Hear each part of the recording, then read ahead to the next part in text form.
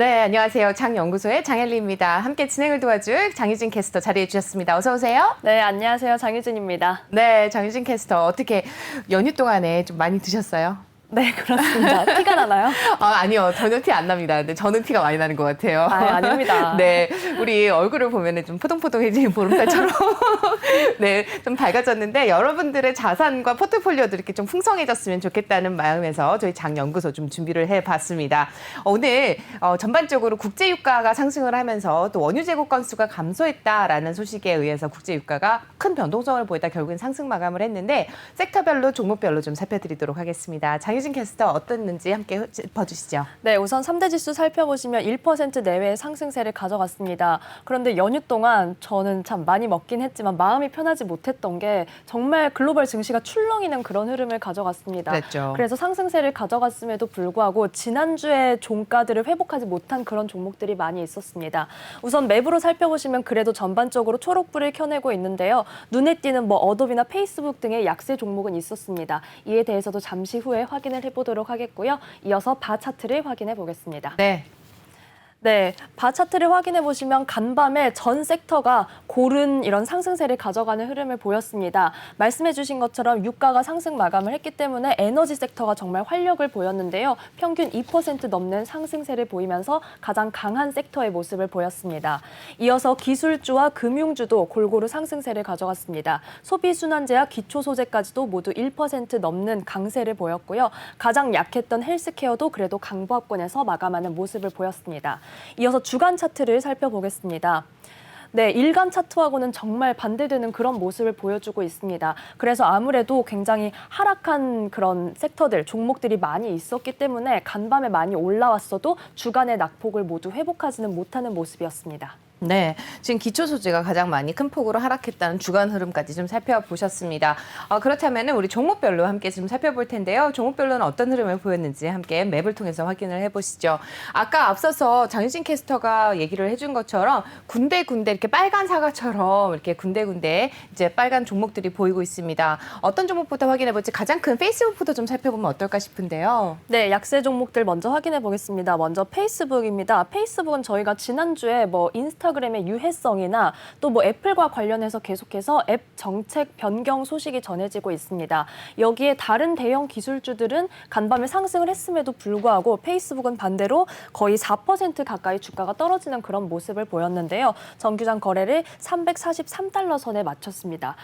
페이스북 그 이전 주에 9월 들어서 주가의 추이를 좀 살펴보시면 보통은 380달러 선 아래에서 조금 움직이는 모습을 보였는데 한 주간 주가가 30달러나 빠지는 흐름을 보여주고 있습니다. 네, 이어서 어도비도 함께 짚어볼까요? 네, 어도비는 실적을 발표를 했는데 호실적, 굉장히 개선된 실적을 발표를 했습니다. 그런데 그럼에도 불구하고 주가가 약세 흐름을 면치 못했는데요. 주가가 역시 3% 넘게 빠지면서 정규장 거래를 626달러 선에 마쳤습니다. 그런데 이렇게 지금 주가가 내림세를 가져가고 있음에도 불구하고 목표가를 상향했다는 소식이 전해져 있는 상황입니다. 먼저 미즈호는 기존의 목표가 640달러에서 695달러로 상향을 했고요. 스티플은 기존의 목표가도 굉장히 높았습니다. 725달러였는데 750달러로 재차 상향을 했다라는 소식이 전해져 있습니다. 저희가 지난주에도 장연구소에서 어도비가 포토샵이나 이런 프로그램을 만드는 회사로 기존에 많이 알고 있었지만 결제 시스템이라든지 이런 사업 포트폴리오를 다각화하고 있다는 소식을 전해드린 바가 있는데요. 그래서 현재 주가는 약세이지만 그래도 월가 평균 목표가도 684달러 선 계속해서 매수 의견이 유지되고 있다는 점을 함께 전해드립니다. 네, 이렇게 해서 어도비까지 흐름 살펴봤습니다. 그 밖에 또 굉장히 또 빨간불을 켜고 있는 종목이 있는데 바로 페덱스잖아요. 페덱스는 어떤 흐름 보였을까요? 맞습니다. 맵 하단에서 굉장히 페덱스와 UPS가 함께 빨간불이 이렇게 켜내고 있는데요. 페덱스도 역시 실적을 발표를 했는데 페덱스는 좀 아쉬운 실적을 발표했습니다. 우선 영업이익이 12%대의 감소세를 보였고요. 그리고 인력이 계속해서 부족하다라는 소식이 전해지고 있습니다. 여기에 주가가 9%대나 급락하는 흐름을 보이면서 정규장 거래를 229달러 선에 마쳤습니다. 그런데 페덱스가 어떤 반등의 흐름을 가져갈 수 있을지 조금 지켜볼 만한 소식이 나와 있는데요. 이번 주부터 자율주행 배송 서비스를 시범 운행할 예정이라고 합니다. 그래서 페덱스가 과연 이 인력난이나 지금까지 가지고 있던 문제를 극복해낼 수 있을지도 지켜봐야겠습니다. 네, 페덱스 전에도 우리 함께 지난주에 이어서 또 살펴봤었는데 그때만 하더라도 아무래도 운송이라든지 이런 택배 쪽으로 해서 굉장히 좋은 흐름을 가져갔다라는 소식을 전해드리면서 좋은 주가 흐름을 가져갈 수 있을 줄 알았는데 네, 이제 발표 이후에 좀 하락하는 흐름을 보여줬다는 소식까지 함께 전해드립니다. 지금 이렇게 해서 약세 흐름을 보인 종목까지 좀 살펴봤는데요. 그렇다면은 우리 지금 이제 앞으로는 어떤 주가를 또 어떤 추이를 좀 살펴봐야 될지 OTT와 엔터주들 관련해서 함께 확인을 해보도록 하겠습니다. 네, 전반적으로 전 섹터가 모두 고른 상승세를 보인 가운데 엔터 OTT 대장주인 네. 디즈니와 넷플릭스가 조금 엇갈린 그런 소식이 전해져 있습니다. 우선 전일장에서 그러니까 정규장에서는 둘 다 초록불을 켜내는 모습을 보였는데요. 먼저 넷플릭스의 소식을 확인해 보시면 넷플릭스는 9월에 계속해서 거의 훨훨 날아다니는 그런 그랬죠. 모습을 네. 보여주고 있습니다. 이번에도 3%대 탄력을 받으면서 정규장 거래를 590달러 선에 마쳤습니다. 다시 어떤 헝다그룹의 악재랄지 글로벌 증시가 출렁였던 때에 생겼던 그 낙폭을 모두 만회하는 그런 모습을 보였는데요. 9월 초에는 종가 기준으로 한 번은 600달러 선을 넘어서기도 했었습니다. 미국에서 에미상 시상식이 있었는데 여기에서 넷플릭스의 작품들이 총 44개의 상을 휩쓸었다라는 소식이 전해지기도 했습니다. 또한 넷플릭스의 오리지널인 더 크라운이 최우수상을 수상하기도 하면서 주요 방송사의 드라마가 아닌 OTT 서비스의 작품이 최우수상을 꿰찼다라는 소식도 화제가 되고 있습니다. 네. 네, 하지만 한편 디즈니는 지금 1%대 상승을 했지만 그 전일장에서 주가가 4% 넘게 밀리는 그런 모습을 보였습니다. 그래서 180달러 선에서는 계속해서 조금 멀어져 있는 그런 모습을 보여주고 있는데요. 디즈니 플러스의 가입자 수가 둔화할 전망이다라는 소식이 나와 있습니다. 또한 델타 변이 바이러스의 영향으로 작품 제작이 좀 지연되고 있다라는 소식도 전해지고 있습니다. 네, 이렇게 해서 디즈니까지 함께 살펴봤습니다. 좀 휴일 동안에 쉬시는 줄 알았더니 굉장히 많이 준비를 해오신 것 같습니다.